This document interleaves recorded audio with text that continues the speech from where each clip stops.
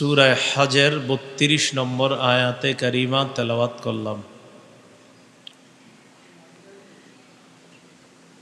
এই আয়াতে আল্লাহ পাক রব্বুল আলামিন আল্লাহর নিদর্শনাবলী নিয়ে আলোচনা করেছেন। এখানে আল্লাহর অনেকগুলো নিদর্শনের মধ্যে অন্যতম নিদর্শন হলো আল্লাহর বিধান মতে ইব্রাহিম আলাইহিস সালাতু ওয়াস সালামের সুন্নত হিসাবে রাসূলুল্লাহ সাল্লাল্লাহু আলাইহি সাল্লামের শিখানো পদ্ধতিতে মানুষ যে কোরবানি করে, এই কোরবানিও এটা আল্লাহর একটা নিদর্শন।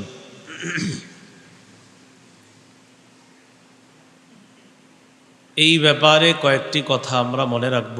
১ নম্বর, কোরবানি করা এটা হলো আল্লাহর একটা নিদর্শন।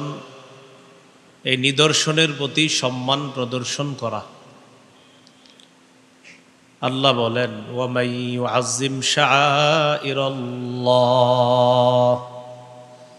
যে ব্যক্তি আল্লাহর নিদর্শনাবলীকে সম্মান করে, ফাইন্নাহা মিন তাকওয়াল কুলুব, এই নিদর্শনাবলীকে যারা সম্মান করে, এই সম্মান এটা কলবের তাকওয়া থেকে সম্মান করে। দ্বিতীয় বিষয়, আমরা কোরবানি করি আল্লাহর নৈকট্য লাভ করার জন্য। এই জন্য আল্লাহ আমাদেরকে শিখিয়ে দিয়েছেন, সূরা নামের ১৬২-৬৩ নম্বর আয়াতে বলেন, কুল ইন্না সলাতি ওয়া নুসুকি ওয়া মাহইয়ায়া ওয়া মামাতি লিল্লাহি রাব্বিল আলামিন। নবী আপনি বলেন, আমার নামাজ, আমার কোরবানি, আমার জীবন, আমার মরণ বিশ্ব জগতের রব আল্লাহর জন্য। লা শারীকা লাহু ওয়া বিযালিকা উমিরতু ওয়া আনা আউয়ালুল মুসলিমিন। তার সাথে কোনো শরীক নাই, কোনো অংশীদারিত্ব নেই। এই ব্যাপারে আমি আদিষ্ট হয়েছি, আমাকে আদেশ করা হয়েছে। আর আমি হলাম খাঁটি মুসলমান, প্রথম মুসলমান। আর কোরবানির যে দোয়াটা নবী শিখাই দিয়েছেন সেখানে আছে ওয়া আনা মিনাল মুসলিমিন, আমি মুসলমানদের অন্তর্ভুক্ত। মুসলমান মানে আত্মসমর্পণকারীদের অন্তর্ভুক্ত। কোরবানির বিষয়ে তৃতীয় কথা, আমরা কোরবানি আদায় করি ইব্রাহিম আলাইহিস সালাতু ওয়াস সালামের সুন্নত জিন্দা করার জন্য। সূরা আস-সাফফাতের ১০৭ নম্বর আয়াতে আল্লাহ বলেন, ওয়া ফাদাইনাহু বিযিবহিন আযীম, আমি তাকে একটা বড় প্রাণীর মাধ্যমে, প্রাণীকে জবাই করার মাধ্যমে আমি তাকে মুক্ত করলাম। ইব্রাহিম নবী যে স্বপ্ন দেখেছিলেন, এই স্বপ্ন আমি বাস্তবায়ন করলাম। আর সন্তানকে জবাই করা থেকে একজন বাবাকে আমি মুক্তি দিলাম একটা বড় প্রাণী কোরবানি দেওয়ার মাধ্যমে। তাফসিরে আসছে দুম্বা, কি বড় একটা দুম্বা কোরবানি দেওয়ার মাধ্যমে। এই ব্যাপারে ইবনে মাজার বর্ণনা ৩১২৭ নম্বর হাদিস। قال أصحاب محمد صلى الله عليه وسلم ما هذه الأضاحي يا رسول الله। রাসূলুল্লাহ সাল্লাল্লাহু আলাইহি সাল্লামের সাহাবীগণ জিজ্ঞাসা করলেন, হে আল্লাহর রাসূল, এই কোরবানিগুলো, এই বিষয়গুলো, এগুলা কি, এগুলা কেমন, এই কোরবানির বিষয়টা আপনার কাছে জানতে চাই। قال سنة أبيكم إبراهيم عليه الصلاة والسلام, এটা হলো তোমাদের আব্বা ইব্রাহিম আলাইহিস সালাতু ওয়াস সালামের সুন্নত। এটা তোমাদের আব্বা ইব্রাহিম আলাইহিস সালাতু ওয়াস সালামের সুন্নত। তাহলে কোরবানি আমরা দেই ইব্রাহিম নবীর সুন্নত, এটা কিয়ামত পর্যন্ত জারি রাখবে এই উম্মতের মাধ্যমে, মুসলমানের মাধ্যমে আল্লাহ জারি রাখবেন। এটা প্রতিষ্ঠিত করার জন্য আমরা কোরবানি দেই। কোরবানি আমরা করি 4 নাম্বার আল্লাহর শুকরিয়া আদায় করার জন্য। বলেন কার জন্য? আল্লাহর করার জন্য। সূরা হজের 36 নম্বর আয়াতে আল্লাহ বলেন, ওয়াল বুদনা জাআলনাহা লাকুম মিন শাআইরিল্লাহি লাকুম ফিহা খায়র। ওয়াল বুদনা ওট, জাআলনাহা লাকুম মিন শাআইরিল্লাহ, আমি এগুলোকে তোমাদের জন্য আল্লাহর নিদর্শন হিসাবে সাব্যস্ত করেছি, নিদর্শন বানিয়েছি এই ওট ইত্যাদি এগুলোকে। লাকুম ফিহা খায়র, এগুলোর মাঝে তোমাদের জন্য অনেক কল্যাণ রয়েছে। ফিহা খায়র, অনেক কল্যাণ। ফাযকুরু ইসমাল্লাহি আলাইহা সাওয়াফ, সারিবদ্ধভাবে দণ্ডায়মান অবস্থায় এগুলোর উপর তোমরা আল্লাহর নাম নেও, মানে আল্লাহর নাম নিয়ে এগুলারে জবাই করো। ফাইদা ওয়াজাবাত জুনুবুহা ফাকুলু মিনহা, জবাই করার পর এগুলো যখন কাত হয়ে পড়ে যাবে তখন এগুলার গোস্ত থেকে তোমরা খাও। ওয়া আতইমুল কানিআ ওয়াল মু'তার, যারা লজ্জায় চাইতে পারে না তাদেরকে খাওয়াও, আবার যারা চায় তাদেরকেও খাওয়াও। যারা চাইতে পারে না তাদেরকেও খাওয়াও, আবার যারা চাইতে পারে তাদেরকেও খাওয়াও। কাযালিকা সাখখারনাহা লাকুম, আমি আল্লাহ এগুলোকে তোমাদের অনুগামী করে দিয়েছি। লাআল্লাকুম তাশকুরুন, যাতে তোমরা এই প্রাণী কোরবানি করে শুকরিয়া তান, এই প্রাণীর গোশত তোমরা ভক্ষণ করে। কোরবানির গোশত খাওয়া মুস্তাহাব, মালিক যিনি কোরবানি দিবেন মুস্তাহাব। তো এই যে কাজ করলা, এই কোরবানির এই পশু তোমরা জবাই করলা, খাইলা, এই পশু এই জবাই করার বিধান আমি কেন দিলাম? যাতে তোমরা আমি আল্লাহর শুকরিয়া আদায় করতে পারো। আরেকটা কি শুকরিয়া? যে মানুষের পরিবর্তে আমি প্রাণী জবাইয়ের বিধান দিলাম। ছিল তো মানুষ জবাইয়ের বিধান, কিন্তু ইব্রাহিম নবীর মাধ্যমে আমি আল্লাহ এই বিধানটাকে প্রাণী জবাইয়ের বিধানের মাধ্যমে কিয়ামত পর্যন্ত মুসলমানের জন্য এই নিয়ম চালু করলাম, যেন তোমরা কৃতজ্ঞতা আদায় করতে পারো। তাহলে 4 নাম্বার আমরা কোরবানি করি আল্লাহর শুকরিয়া আদায় করার জন্য। 5 নম্বর কোরবানির গুরুত্ব। কোরবানির গুরুত্ব বোঝার জন্য এতটুকুই যথেষ্ট। তিরমিজি শরীফের 1507 নম্বর হাদিস, 1507, এই হাদিসের মধ্যে আসছে, আকামা রাসূলুল্লাহ সাল্লাল্লাহু আলাইহি ওয়াসাল্লাম বিল মাদিনাতি 10 সিনিনা ইউদহি। রাসূলুল্লাহ সাল্লাল্লাহু আলাইহি সাল্লাম মদিনায় 10 বছর অবস্থান করেছেন, 10 বছর কোরবানি করছেন। এর চেয়ে বড় আর গুরুত্ব কি দরকার? মানে গুরুত্ব কতটা হলে প্রত্যেক বছর কোরবানি করছেন। তাহলে 10 বছর মদিনায় অবস্থান করেছেন, 10 বছর কোরবানি করছেন, গুরুত্ব আছে না নাই? 6 নম্বর কথা, কোরবানির ফজিলত। কোরবানির ফজিলতের কয়েকটা ফজিলত আমরা জানি। প্রথম ফজিলত,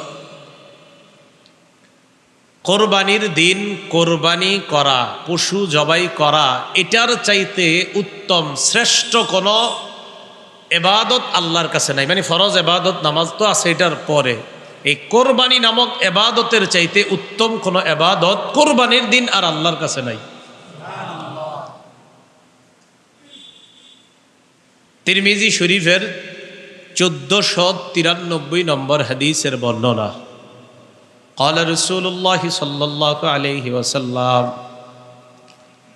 মা আমিলা আদামিয়ুন মিন আমালিন ইয়াওমান নাহরি আহাব্বা ইলাল্লাহি মিন ইহরাকিদ দাম।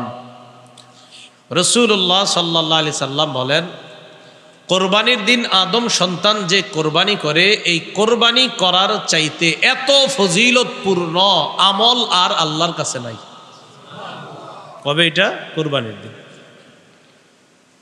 ফজিলত নম্বর 2, কোরবানি করবেন যে পশুকে, এই পশুর শিং থাকবে, এই পশুর পশম থাকবে, এই পশুর খুর থাকবে, খুর।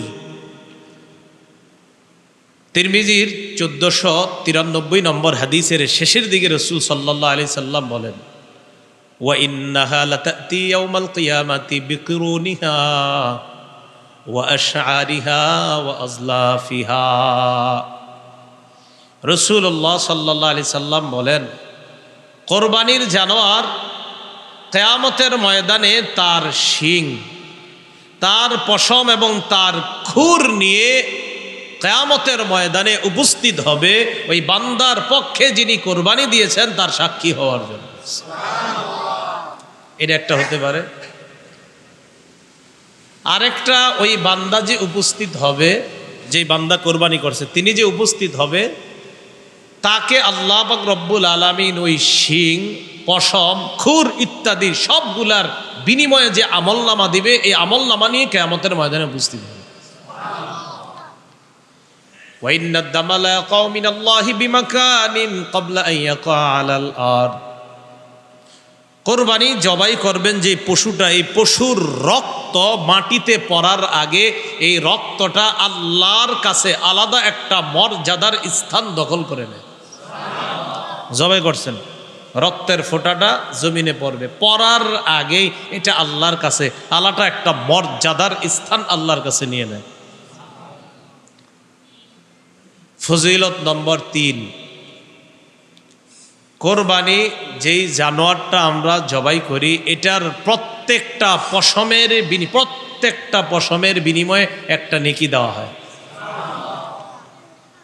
ইবনে মাজার 3127 নম্বর হাদিসের বর্ণনা, অংশ বিশেষ বর্ণনা। ক্বালু ফামা লানা ইয়া রাসূলুল্লাহ ক্বালা বিকুল্লি শা'রাতিন হাসানা। ক্বালু ফামাস-সুফু ইয়া রাসূলুল্লাহ ক্বালা বিকুল্লি শা'রাতিন মিনাস-সুফি হাসানা। সাহাবায়ে কেরাম আল্লাহর রাসূলকে প্রশ্ন করলেন, হে আল্লাহর রাসূল সাল্লাল্লাহু আলাইহি ওয়াসাল্লাম, আমরা যে কোরবানি করি আমাদের কি ফজিলত আছে এটা করার মধ্যে? নবীজি বললেন, বিকুল্লি শা'রাতিন হাসানা, প্রত্যেকটা পশমের বিনিময়ে একটা নেকি। তো এবার যে গরুটা কিনবেন, গুনবেন কয়টা পশম নাকি? হ্যাঁ, গনতে পারবেন? তাহলে কি পরিমাণ সওয়াব! সুবহানাল্লাহ। ক্বালু ফামা লানা ইয়া রাসূলুল্লাহ, সাহাবীগণ প্রশ্ন করলেন, হুজুর কি সওয়াব হবে? নবীজি বললেন, বিকুল্লি শা'রাতিন হাসানা, প্রত্যেকটা পশমের বিনিময়ে একটা করে নেকি দেওয়া হবে।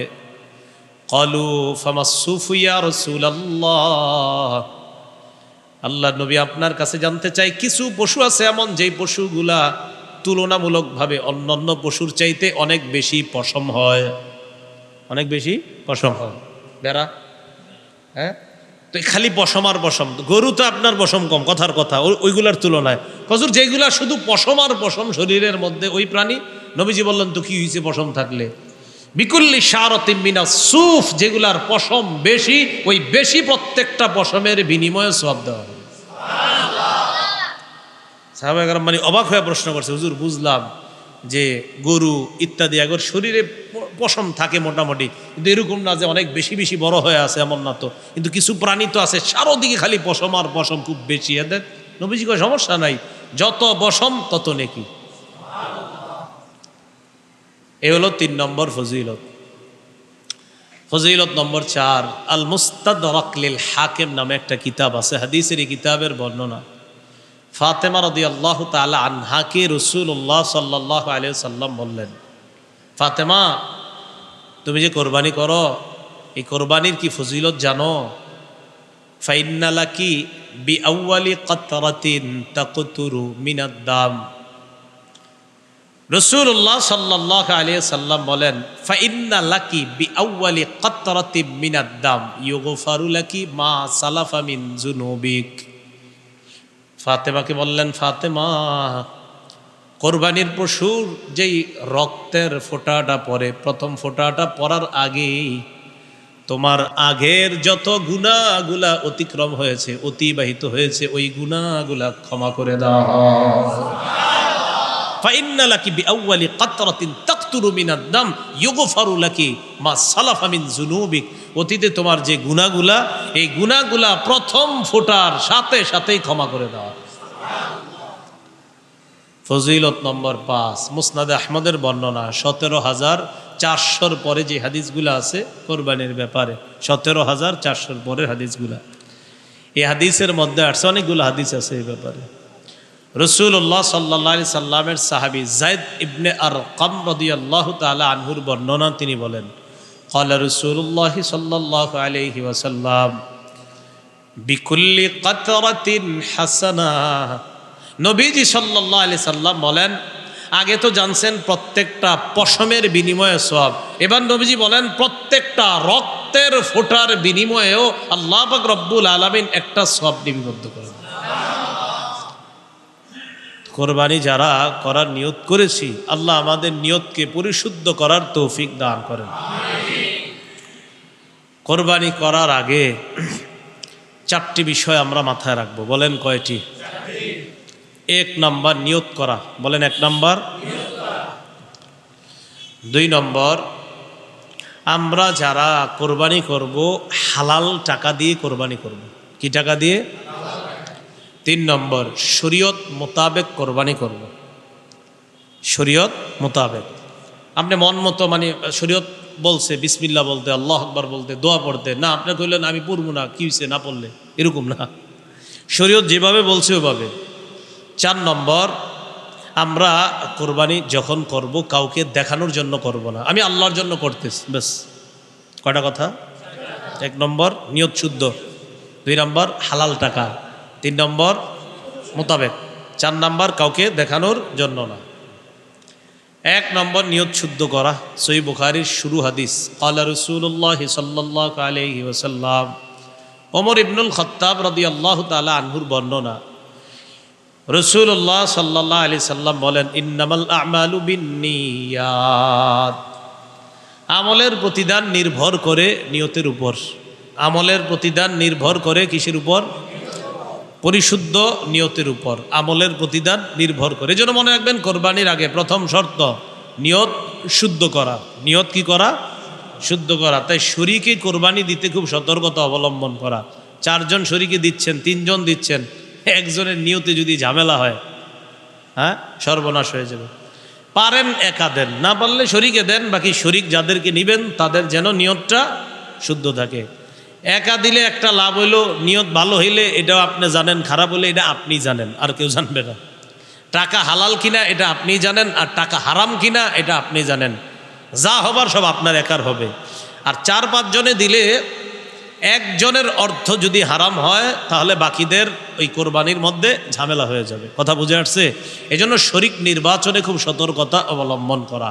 শরীক যিনি হবেন তার ইনকামটা যেন হালাল হয়, এই বিষয়গুলা খুব লক্ষ্য রাখা। আল্লাহ কথাগুলা বুঝার তৌফিক দান করেন। শরীকে কোরবানি দেওয়া জায়েজ আছে।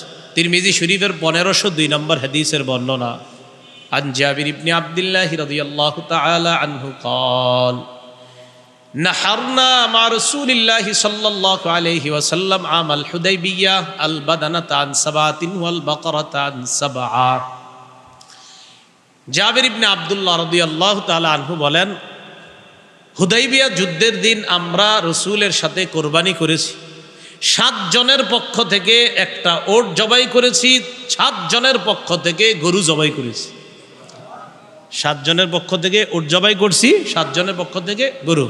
তিরমিজি শরীফের 1502 নম্বর হাদিস। 1490 এর পরে সব কোরবানির ব্যাপারে হাদিসগুলা 1490, 91, 92, 1500, 1, 2, 3 তিরমিজির সব কোরবানির ব্যাপারে। মুসলিম শরীফে বর্ণনা আছে, একই সাহাবীর বর্ণনা, জাবির ইবনে আব্দুল্লাহর বর্ণনা। তিনি বলেন, আমরা কোরবানি করেছি, আমরা ওট 7 জনের পক্ষ থেকে করেছি, গরু 7 জনের পক্ষ থেকে করেছি। তো যাই হোক, শরীকে কোরবানি দিতে সতর্কতা অবলম্বন করা। আমার শরীক যিনি হবেন তিনি যেন হালাল ইনকাম করেন, উপার্জন করেন, এই বিষয়গুলোর প্রতি আমরা অবশ্যই খেয়াল রাখবো। তো আসেন, 1 নাম্বার নিয়ত শুদ্ধ করা। শরীক যিনি হবেন তারও যেন নিয়তগুলা শুদ্ধ হয়। নাসাই শরীফের 3140 নম্বর হাদিসের বর্ণনা, ক্বালা রাসূলুল্লাহ সাল্লাল্লাহু আলাইহি ওয়াসাল্লাম, ইন্নাল্লাহা লা ইয়াকবালু মিনাল আমালি ইল্লা মা কানা লাহু খালিসা। আল্লাহ পাক রব্বুল আলামিন ওই ব্যক্তির আমল কবুল করেন না যে আমলটা একমাত্র আল্লাহর জন্য না হবে। যে আমলটা একমাত্র আল্লাহর জন্য কি হবে বলেন, না হবে, এটা আল্লাহ তার জন্য কবুল করেন না। তাহলে বলেন তো কোরবানির ক্ষেত্রে 1 নাম্বার কি করা? নিয়ত শুদ্ধ করা।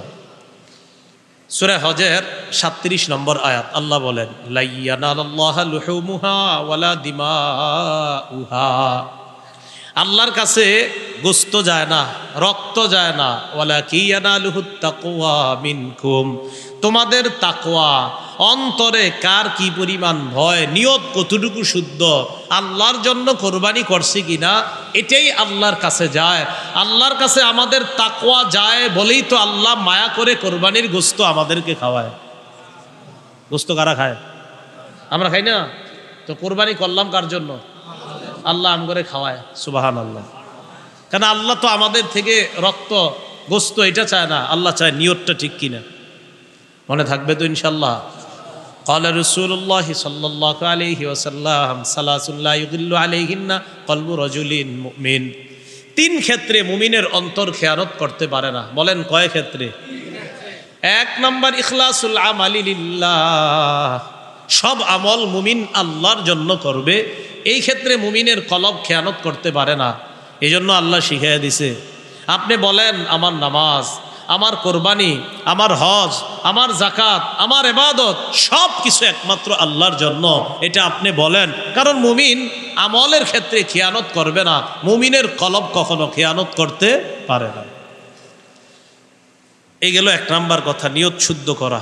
2 নাম্বার হালাল টাকায় কোরবানি দেওয়া। বলেন কি টাকায় কোরবানি দেওয়া? হালাল টাকায় কোরবানি দেওয়া, এই কথাটা মনে রাখতে হবে।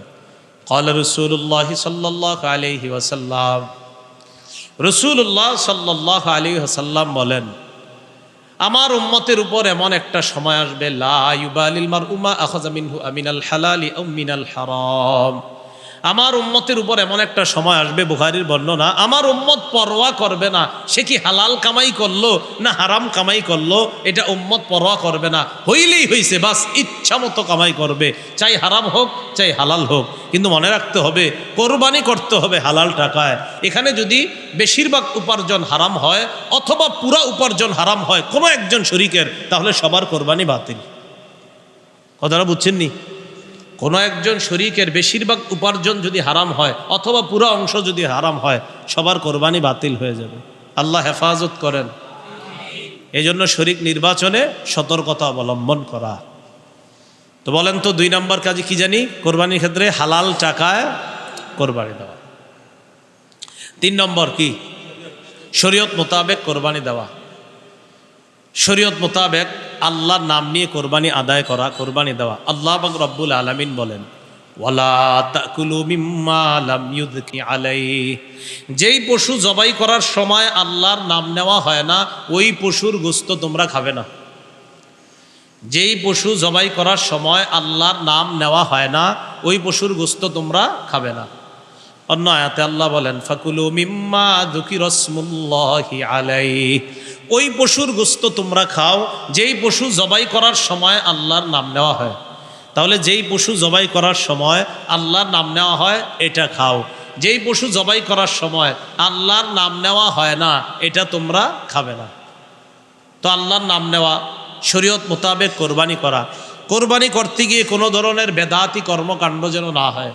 যেমন পশু কিনছেন, এখনও 10 দিন বাকি কোরবানি, বা 5 দিন বাকি, বা 3 দিন বাকি, ওই মুহূর্তে আপনারা অনেক মানুষ কত রং বেরঙ্গের তামাশা করে পশুরি নিয়া, এই করতে হয় সেই করতে হয়। বেচারার জবান থাকলে মনে হয় বলতো আমার একটু মাফ করো, এত কিছু করো কামারে।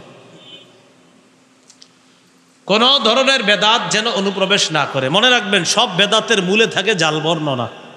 কি বললাম? সব বেদাতের মূল হয় জাল বর্ণনা। এই জাল বর্ণনা হয় সমস্ত বেদাতীদের প্রথম হাতিয়ার জাল বর্ণনা। একটা জাল বর্ণনা ফিট করবে, এটা হবে বেদাতের প্রধান হাতিয়ার। বেদাতের কোনো অনুপ্রবেশ করানো যাবে না, শরীয়ত মোতাবেক কোরবানি করা। সহিহ বুখারীর বর্ণনা 2697 নম্বর হাদিস, আম্মাজান আয়েশা সিদ্দিকা রাদিয়াল্লাহু তাআলা আনহার বর্ণনা, قال رسول الله صلى الله عليه وسلم من أحدث في أمرنا هذا ما ليس منه فهو رد। রাসূলুল্লাহ সাল্লাল্লাহু আলাইহি সাল্লাম বলেন, আমাদের ইসলাম ধর্মের মধ্যে ইসলামের এই শরীয়তের মধ্যে কেউ যদি এবাদতের নামে সোয়াবের আশায় নতুন কিছু আবিষ্কার করে, বলেন ইসলাম, বলেন সবাই, ইসলামের মধ্যে এবাদতের নামে সোয়াবের আশায় নতুন কিছু আবিষ্কার করে, এটা বেদাত। এটা কি? ফাহুয়া রদ্দুন, এটা প্রত্যাখ্যান করা হবে। ইমাম মালিক রহমতুল্লাহ আলাইহি বলেন, মান ইবতাদা ফিল ইসলামি বিদআতান ইয়ারাহা হাসানা ফাকাদ জাআমা আন্না মুহাম্মাদান ক্বাদ খানা রিসালা। ইমাম মালিক বলেন, কোনো ব্যক্তি যদি ইসলামের মধ্যে নতুন কিছু বানায় আর এটারে যদি সে উত্তম মনে করে, এটা নতুন প্রথা চালু করছে এবং এটারে সে উত্তম মনে করে, সে কেমন যেন মনে করে যে মুহাম্মদ সাল্লাল্লাহু আলাইহি ওয়াসাল্লাম নবুয়তের দায়িত্ব পালনে ত্রুটি করেছেন। নবী ত্রুটি করছে কোনো? নবী কি পরিপূর্ণ দিন রেখে গেছে কিনা বলেন? তো এখন যদি ইসলামের মধ্যে সোয়াবের আশায় এবাদতের নামে নতুন কিছু অনুপ্রবেশ করায়, এর অর্থ হলো নবী পুরাপুরি রেখে যাইতে পারে নাই, তাই আমি নতুন একটা বানাইছি। আল্লাহ হেফাজত করেন। ক্বালা রাসূলুল্লাহ সাল্লাল্লাহু আলাইহি ওয়াসাল্লাম, নবীজি সাল্লাল্লাহু আলাইহি সাল্লাম বলেন, আনা ফারাতুকুম আলাল হাউজ, আমি হাউজে কাউসারের পারে দাঁড়িয়ে থাকব। হাউজে কাউসারের পারে যখন আমি দাঁড়িয়ে থাকব, তখন আমার সামনে আমার উম্মত যাবে। মান মাররা আলাইয়া শারিবা, আমার উম্মত আমার সামনে দিয়ে যাবে, যাওয়ার সময় পানি পান করবে। ওয়ামান শারিবা লাম ইয়াজমা আবাদা, আমার উম্মতের কেউ যদি হাউজে কাউসারের পানি পান করে, সে আর পিপাসার্ত হবে না। বুখারীর বর্ণনা। এরপরে রাসূল সাল্লাল্লাহু আলাইহি সাল্লাম বলেন, সুম্মা লা ইয়ারিদান্না আলাইয়া আকওয়ামুন আরিফুহুম ওয়া ইয়ারিফুনানি, এরপর আমার সামনে এমন একদল মানুষ যাবে আমার সামনে দিয়ে, যাদেরকে আমি চিনব, তারা আমার উম্মত, তারাও আমাকে চিনবে। আমি তাদেরকে পানি পান করাইতে চাইব। সুম্মা ইউহালু বাইনি ওয়া বাইনাহুম, আমার মাঝে আর তাদের মাঝে প্রতিবন্ধকতা সৃষ্টি করা হবে। আমি বলবো, ইন্নাহুম মিন উম্মতি, আল্লাহ এরা তো আমার উম্মত। আল্লাহর পক্ষ থেকে জবাব দেওয়া হবে, ইন্নাকা লা তাদরি মা আহদাসু বা'দাক, হাবিব আপনি জানেন না, আপনি দুনিয়া থেকে বিদায় নেওয়ার পর তারা নতুন নতুন কত বেদাত চালু করছে, আপনার জানা নাই। যখন নবী জানবে এই মানুষগুলা ইসলামের মধ্যে আমি যেই ধর্ম রেখে এসেছি, আমি যেই শরীয়ত রেখে গেলাম, এটার মধ্যে তারা নিজেদের মন মতো নতুন কিছু আবিষ্কার করছে, তখন নবী বলবেন, সুহকান সুহকান লিমান গায়্যারা দীনি, আমার সামনে থেকে দূর হও, যে আমার ইসলামকে, আমার রেখে আসা শরীয়তকে পরিবর্তন করে দিয়েছে, সে আমার সামনে থেকে দূর হও, আমি তোমার চেহারাটা দেখতেও চাই না। পানি পান করাবে দূরের কথা, ওই উম্মতকে বলবে, দূর হও, দূর হও আমার সামনে। তাহলে হাউজে কাউসারের পানি নবী পান করাবে তাদেরকে, যারাই যাবে সামনে দিয়ে। নবী বলছেন, আমার সামনে একদল মানুষ যাবে, যাদেরকে আমি চিনব, তারাও আমাকে চিনবে। আমি তাদেরকে পানি পান করাইতে চাইব, আমার আর তাদের মাঝে প্রতিবন্ধকতা সৃষ্টি করা হবে। আমি বলবো, ইন্নাহুম মিন উম্মতি, তারা তো আমার উম্মত। জবাব দেওয়া হবে, ইন্নাকা লা তাদরি মা আহদাসু বা'দাক, আপনি জানেন না, আপনি দুনিয়া থেকে চলে আসার পর তারা কত নতুন কিছু আবিষ্কার করছে। নবীজি বলেন, তখন আমি বলবো, সুহকান সুহকান লিমান গায়্যারা দীনি ওয়া ফি রিওয়ায়া বাদদালা দীনি, আমার ধর্ম, অর্থাৎ আমি যে ধর্ম রেখে আসলাম দুনিয়াতে, যে শরীয়ত রেখে আসছি, এটা যে পরিবর্তন করেছে, দূর হও, দূর হও আমার সামনে থেকে। আল্লাহ আমাদেরকে হেফাজত করেন। কয় নম্বর কথা গেল? 3, শরীয়ত মোতাবেক কোরবানি করা। 4 নাম্বার, কাউকে দেখানোর জন্য কোরবানি না করা। 4 নাম্বারটা এমনি বলতে পারি যে রিয়া মুক্ত কোরবানি করা। বলেন, রিয়া মুক্ত কোরবানি করা, লৌকিকতা মুক্ত কোরবানি করা, লৌকিকতা মুক্ত কোরবানি করা, লোক দেখানো ছাড়া কোরবানি করা। লোক দেখানোর কোরবানি যদি হয় তাহলে এটা কিন্তু মুশকিল হয়ে যাবে, এটা আল্লাহ কবুল করবেন না। তিরমিজি শরীফের লম্বা হাদিস, 2382 নম্বর হাদিস, এই হাদিসের মধ্যে আসছে রাসূলুল্লাহ সাল্লাল্লাহু আলাইহি ওয়াসাল্লাম 2380, 2381, 82, 2383 এই হাদিসগুলো সব রিয়ার ব্যাপারে। রাসূল বলেন, মাইয়ুরাই ইউরাইল্লাহ ওয়া মাইয়ুসাম্মি ইউসাম্মিহুল্লাহ, যে কাউরে দেখানোর জন্য কোনো আমল করে, কিয়ামতের মাঠে আল্লাহ তারে দেখায়া দিবেন। মানে এই রিয়ার পরিবর্তে যে গজব আল্লাহ দিবেন সেটাও সে দেখতে পাবে।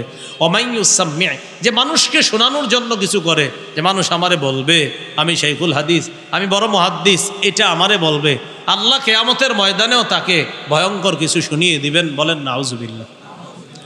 রিয়া করা যাবে না, দেখানো যাবে না। তো তিরমিজি শরীফের 2382 নম্বর হাদিস, এই হাদিসের মধ্যে রাসূলুল্লাহ সাল্লাল্লাহু আলাইহি সাল্লামের সাহাবী আবু হুরায়রা রাদিয়াল্লাহু তাআলা আনহুর বর্ণনা।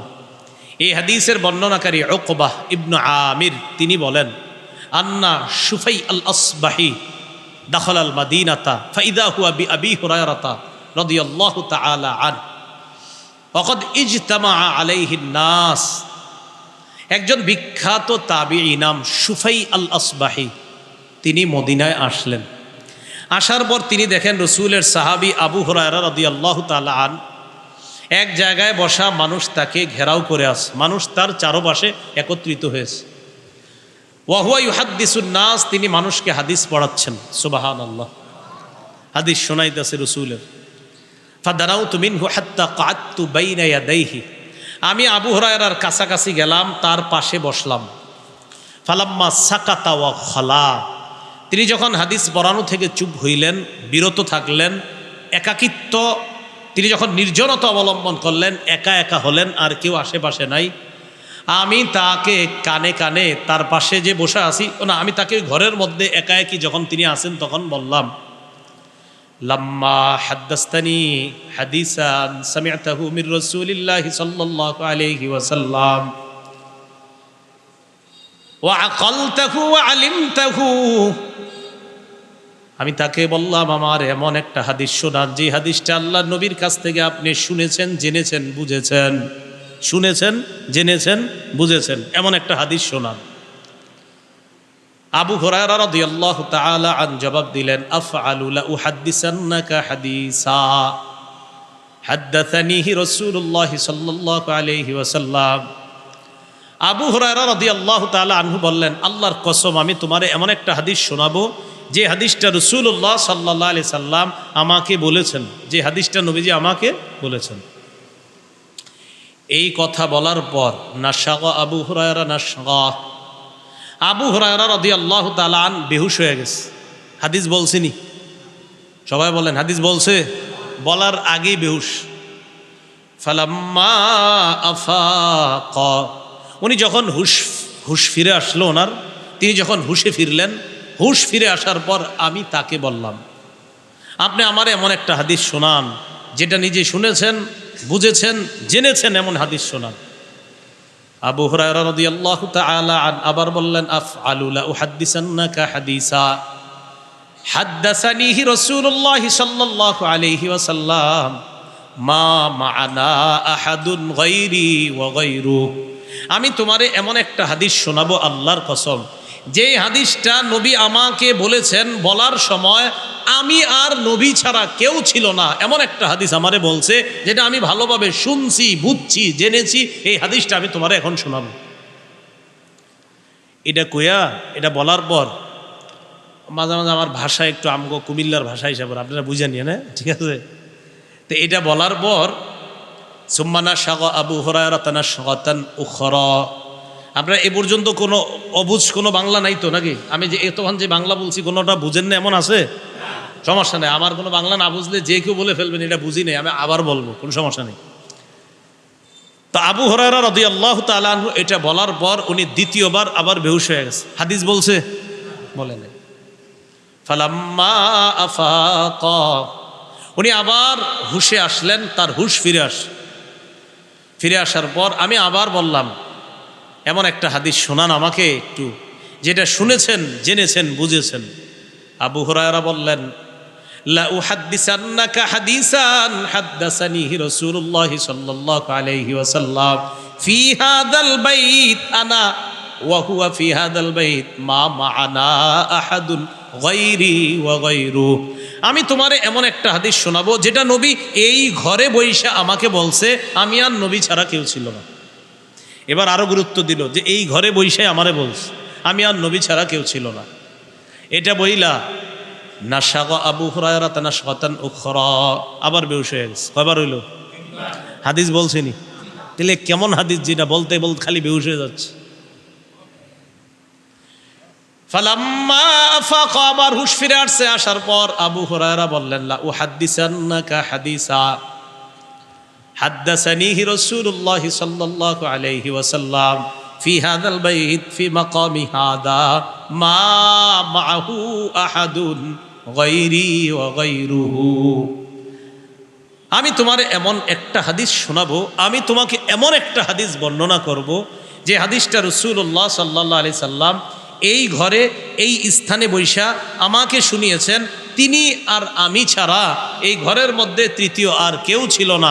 এটা বইলা নাশাগ আবু হুরায়রা নাশগাতান, আবার বেহুশ হয়ে গেছে। কয়বার হাদিস বলছিনি? ফালাম্মা আফাকা, আবার হুঁশ ফিরে আসছে। এবার হুঁশ ফিরে আসার পর বললেন, আমি তোমাকে এমন একটা হাদিস শোনাবো যে হাদিসটা আল্লাহ নবী আমাকে বলছে। ফামালা খাররান আলা ওয়াজহি, উনি আবার বেহুশ হয়ে চেহারার উপর পড়ে যাবে, মানে এইভাবে পড়ে যাবে এমন অবস্থা। আসনাতুহু, আমি তাড়াতাড়ি ওনাকে ধরলাম, আমার সাথে টেক লাগায় বসাইলাম। তবিলা, লম্বা সময় ধরে রাখছি যেন আর না পড়ে, মোটামুটি উনি স্বাভাবিক অবস্থায় যেন ফিরে আসে, কারণ বারবার বললেই তো বেহুশ হয়ে যাচ্ছে। এবার ধরে রাখলাম। এক পর্যায়ে আমি তাকে বললাম, আপনি মেহেরবানি করে হাদিসটা বলেন, বলতে পারছেন না কেন? আবু হুরায়রা রাদিয়াল্লাহু তাআলা আনহু বললেন, কিয়ামতের ময়দানটা যখন আল্লাহ কায়েম করবেন, কোন ময়দান বলেন তো? আল্লাহ যখন বিচার ব্যবস্থা কায়েম করবেন, যখন বিচার করবেন, আউয়ালু মাইয়াদউ রাজুলুন জামাআল কুরআন, প্রথম আল্লাহ ডাক দিবেন ওই ব্যক্তিকে, ওই আলেমকে, যে আলেম কোরআন হাদিসের বিদ্যা অর্জন করছে, তারে ডাকবে, আসো। আলেমকে ডাকার পর আল্লাহ বলবেন, আলাম আল্লিমকা আলা মা আনজালতু আলা রাসূলি ফামাযা আমিলতা ফিমা উল্লিমতা, আমি কি তোমাকে ওই বিদ্যা শিক্ষা দেই নাই যে বিদ্যা আমি আমার হাবিবের উপর নাজিল করেছিলাম?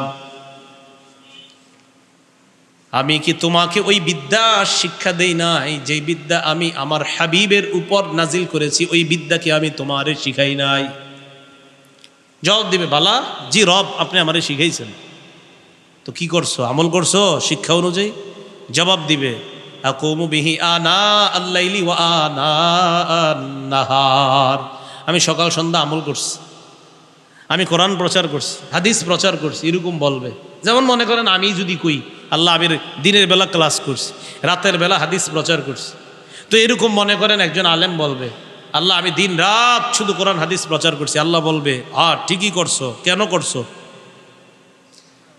বলবে আপনারই খুশি করার জন্য। আল্লাহ বলবে, না কাযাবতা, তুমি মিথ্যা বলছো, সব ঠিক কিন্তু তুমি মিথ্যা কথা বলছো। তুমি কি বলছো? মিথ্যা কথা। এবার আপনাদেরকে মাঝে মাঝে যদি বলি, পোস্টারে বেশি কিছু লেখেন না, আপনারা তো টাইটেল লাগাইতে আখেরাত বরবাদ করে দেওয়ার চেষ্টা করেন হুজুরদের।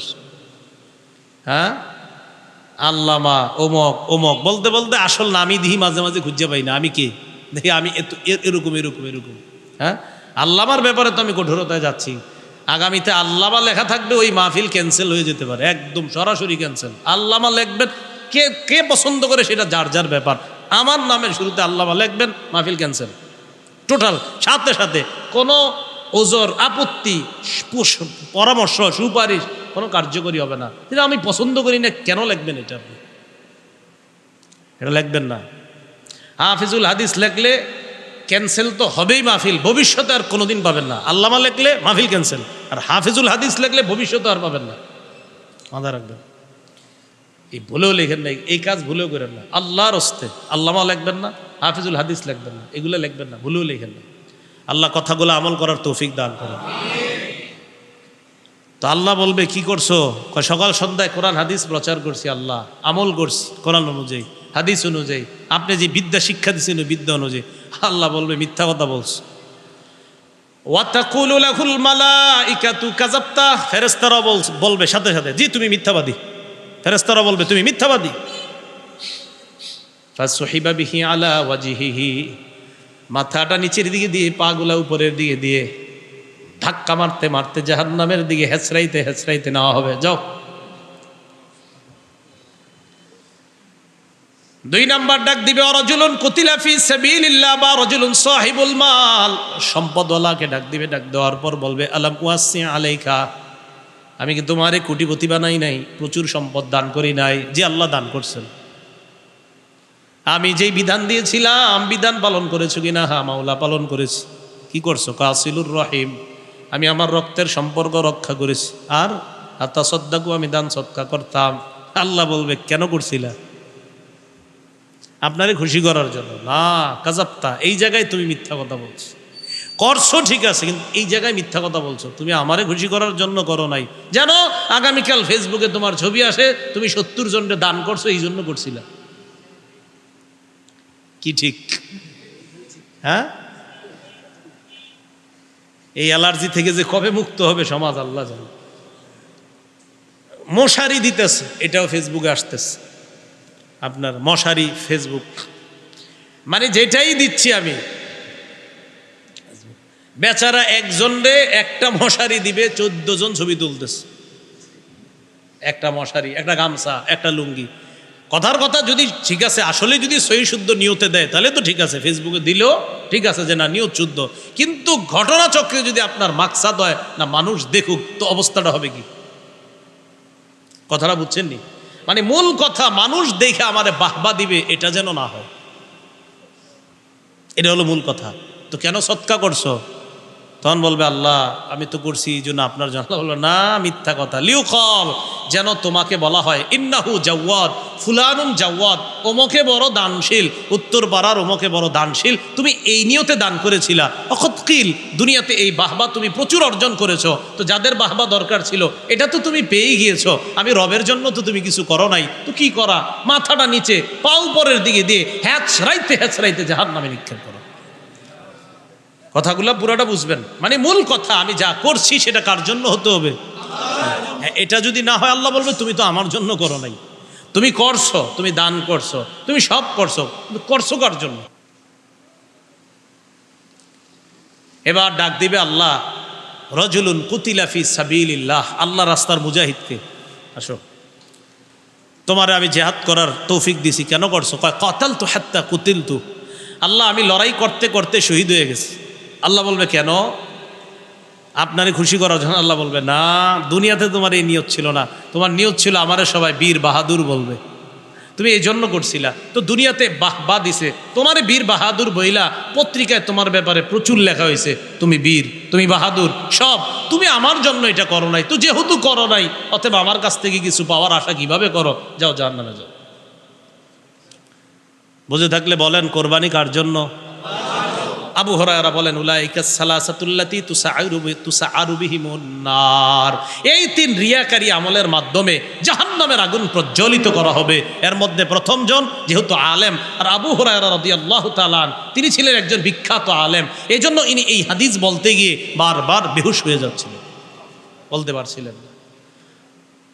বলেন কোরবানি 1 নম্বর নিয়ত শুদ্ধ করা, 2 নম্বর মাল হালাল হওয়া, 3 নম্বর শরীয়ত মোতাবেক, 4 নম্বর হ্যাঁ আল্লাহর জন্যই কোরবানি করা। আল্লাহর জন্য কি করা? কোরবানি। তো হাদিস দ্বারা বোঝা যায় কিয়ামতের ময়দানে শুধু এদেরকে ডাকবে এমন না, এরকম যারা আমল করছে এই শ্রেণী বিভিন্ন শ্রেণীকে বলবে যে তুমি ওটা কেন করেছো বলো, তো বলবে আল্লাহ এই জন্য করি। আল্লাহ বলবেন না, আমার জন্য করো নাই। পুরা আলোচনাটা বুঝে থাকলে বলেন আমার নামাজ কার জন্য হবে? হজ জাকাত কোরবানি কার জন্য হবে? আমার জীবন কার? আমার মৃত্যু দিবেন কে? এটাই ইব্রাহিম নবীকে আল্লাহ বললেন আসলিম, আপনি সারেন্ডার করেন, আত্মসমর্পণ করেন। সূরা বাকারাতে আল্লাহ বলেন 131 নম্বর আয়াত, ইব্রাহিম নবী বললেন আসলামতু লিরাব্বিল আলামিন, আমি বিশ্ব জগতের রবের সামনে নিজেকে সঁপে দিলাম। এই জায়গায় কার কথা বলছে? না, এই জায়গায় কার কথা? ইব্রাহিম নবীর কথা। এবার সূরা ওয়াস-সাফফাতের মধ্যে যান 102 থেকে 107 নম্বর আয়াত, ওখানে দেখবেন 2 বাবা আর সন্তান, ইব্রাহিম নবী, ইসমাইল নবী, এই 2 জনের কথা আল্লাহ বলছে।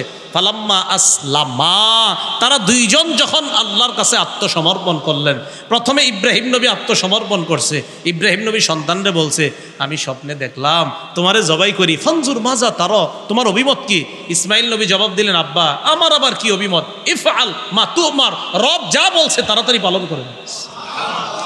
তো আল্লাহ তখন বললেন ফালাম্মা আসলামা, প্রথমে আল্লাহ বলছে ইব্রাহিম নবী আত্মসমর্পণ করছে, এবার আল্লাহ বলছে ইব্রাহিম ইসমাইল বাবা এবং সন্তান দুজন আমি আল্লাহর জন্য 100 ভাগ পরীক্ষায় সফলতার জন্য আমার সামনে আত্মসমর্পণ করছি। তাহলে আমরা সবাই কোরবানি করব কার জন্য? আমরা সবাই আল্লাহর কাছে আত্মসমর্পণকারী, ঠিক না? আল্লাহ আমাদের সকলকে যেই কথাগুলো শুনলাম বললাম আমল করার তৌফিক দান করেন।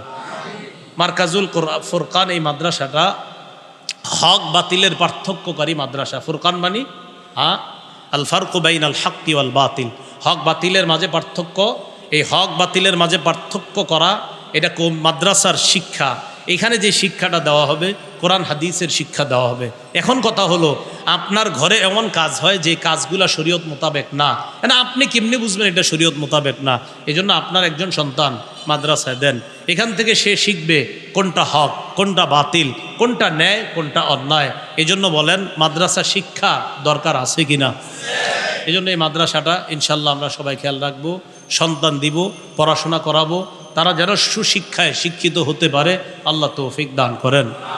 আল্লাহ আমাদের সকলকে এই মজলিসে যারা উপস্থিত হয়েছি আপনাদের সাথে যেন আল্লাহর কাছে আত্মসমর্পণকারী মুসলমান হিসাবে কিয়ামতের ময়দানে সবাই একসাথে হয়ে যেন একসাথে জান্নাতে যেতে পারি। আল্লাহ তৌফিক দান করেন। আমিন ওয়া আখিরু দাওয়ানা আলহামদুলিল্লাহি রাব্বিল আলামিন। সুবহানাল্লাহি ওয়া বিহামদিহি সুবহানাকাল্লাহুম্মা ওয়া বিহামদিকা আশহাদু আল্লা ইলাহা ইল্লা আনতা আস্তাগফিরুকা ওয়া আতুবু ইলাইক। আলহামদুলিল্লাহি রাব্বিল আলামিন ওয়াল আকিবাতু লিল মুত্তাকিন। আসসালামু আলা সাইয়্যিদিল আমবিয়া ওয়াল মুরসালিন ওয়া আলা আলিহি ওয়া সাহবিহি আজমাইন। আল্লাহ এই মাদ্রাসা আপনি কবুল করেন, সমস্ত পেরেশানি থেকে হেফাজত করেন। আল্লাহ মাদ্রাসার উস্তাদ, ছাত্র, মাদ্রাসার পরিচালক সকলকে কবুল করেন। তারা যেন ইখলাসের সাথে কাজ করতে পারে তৌফিক দান করেন। আল্লাহ আল্লাহ এই মাদ্রাসাগুলা কেন্দ্র করে আল্লাহ আল্লাহ অনেক স্বপ্ন দেখি মাওলা। এই মাদ্রাসাগুলা থেকে আল্লাহ আল্লাহ এই যুগেও আপনি বড় মুফতি, মুহাদ্দিস, ফকিহ আপনি তৈরি করে দেন। আল্লাহ যারা ইসলামের ঝান্ডাবাহী হবে, আল্লাহ যারা কোরআন সুন্নাহর ধারক বাহক, প্রকৃত ধারক বাহক হতে পারে এমন কিছু সন্তান আপনি তৈরি করে দেন। আল্লাহ আমাদের দোয়া আপনি কবুল করেন। মাদ্রাসার যত প্রয়োজন আল্লাহ যাবতীয় প্রয়োজনগুলা গাইবি খাজানা থেকে পুরা করে দিয়েন। এলাকার সমস্ত ইমাম, খতিব, মুয়াজ্জিন, সমস্ত মুহতামিমিন যারা আছে সকলে মিলে মিশে মোহাব্বতের সাথে পরামর্শ করে যেন কাজ করতে পারে তৌফিক দান করেন। তারা একসাথে যেন সমস্ত বাতিলকে মোকাবেলা করতে পারে তৌফিক দান করেন। আল্লাহুম্মা সাল্লি ওয়া সাল্লিম ওয়া বারিক আলা মুহাম্মদ। সুবহানা রাব্বিকা রাব্বিল ইজ্জাতি আম্মা ইয়াসিফুন ওয়া সালামুন আলাল মুরসালিন ওয়ালহামদুলিল্লাহি রাব্বিল আলামিন।